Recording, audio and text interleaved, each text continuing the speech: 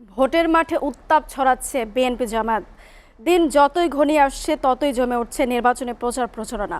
দিনরাত এক করে মাঠ চষে বেড়াচ্ছেন প্রার্থীরা। সমর্থকদের স্লোগানে মুখর রাস্তাঘাট অলিগলি। প্রার্থীরা বলছেন শুধু আশ্বাস নয়, বাস্তবতা মাথায় রেখে কাজ করবেন তারা। নুরুদ্দিন খানের প্রতিবেদন। নির্বাচন যত ঘনিয়ে আসছে প্রার্থীদের প্রচারণার উচ্ছ্বাসে চারপাশে দেখা দিয়েছে একেবারে ভিন্ন পরিবেশ। শুক্রবার ছুটির দিন সে মাত্রা বেড়েছে কয়েক গুণ। 12 ফেব্রুয়ারি নির্বাচনকে সামনে রেখে ব্যস্ত সময় পার করছেন ঢাকা 4 আসনের বিএনপি প্রার্থী তানভীর আহমেদ। প্রত্যাশা করছেন জনগণ বিজয়ী করবেন ধানের শীষকে। বিএনপি যদি রাষ্ট্র পরিচালনার দায়িত্ব পায়, আমি অঙ্গীকারবদ্ধ হচ্ছে এলাকার মানুষের কাছে যে মালিক পক্ষের সাথে আলোচনা করে ইন্ডাস্ট্রিগুলি চালু করার একটি উদ্যোগ গ্রহণ করবো, যাতে এলাকার মানুষ এখানে কর্মসংস্থানের জায়গা পায়।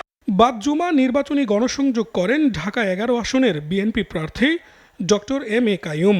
জয়ের ব্যাপারে শতভাগ আশাবাদী তিনি, দিচ্ছেন নানা প্রতিশ্রুতি।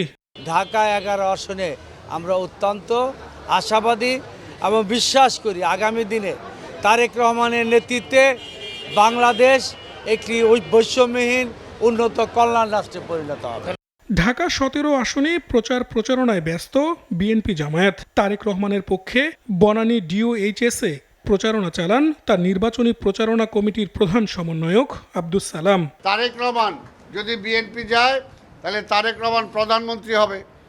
আর সেই জায়গায় এইখানে একজন প্রার্থী দাঁড়াইছেন, সে বলতেছে ঢাকা শহরে সব সিট নাকি সাইজ করে ফেলছে। বলেন, সব সিট সাইজ করে ফেলছে।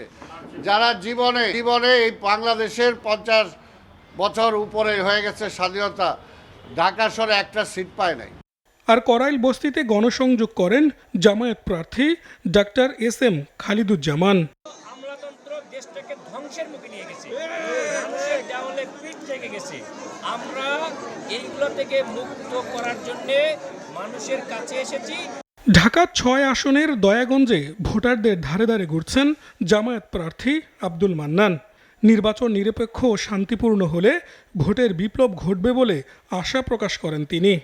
আমরা চাঁদাবাজি টলারেট করব না, সন্ত্রাস টলারেট করব না, মাদককে টলারেট করব না এবং আমরা দখলবাজি বন্ধ করব।